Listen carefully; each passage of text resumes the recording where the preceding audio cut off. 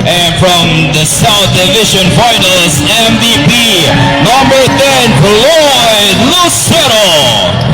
Kaya at yung nakascore kanina, that is Cyril Beruela.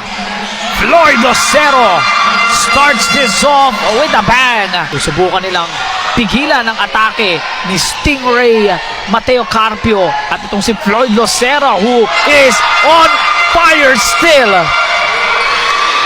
First 5 points manggagaling dito kay Floyd. 5 of their 6 coming for Floyd Lucero. Lucero this time from the corner. 8 points already para dito kay Floyd Lucero. Still continuing to provide damage. And he shows us why he's that finals MVP. Here's Sincol with that steal and that attack. What a blast by Davao Microsmith. Floyd Lucero has 8 points already. Knocks down that free throw. He has 9.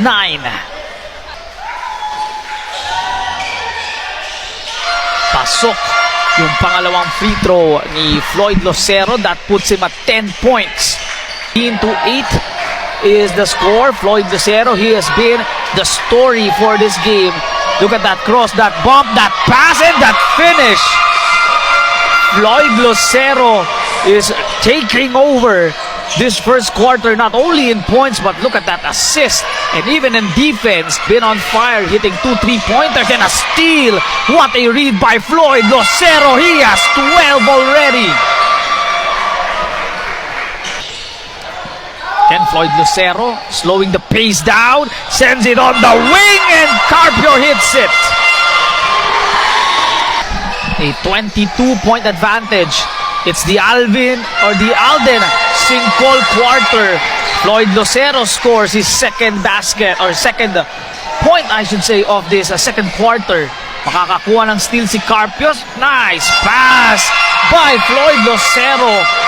Finding itong si Mateo Carpio. A 20-point or 28-point lead advantage. Here's Lucero stepping through with that jumper. Di pa rin tumitigil si Floyd. Defenders, balik dito kay Manahan. Guarded by Lucero. Nice tap. And now on the run. Derecho Alden Sincol. Magic moment. Isa sa ating mga photographers dito, si Sir Matt, nakatanggap ng ating Chef's Magic goodie bags. It's all Davao Microsmith. Gusto kong balikan talaga yung 11-2 start for this squad that really dictated the pace. Floyd Lucero continuing what he started on that last game.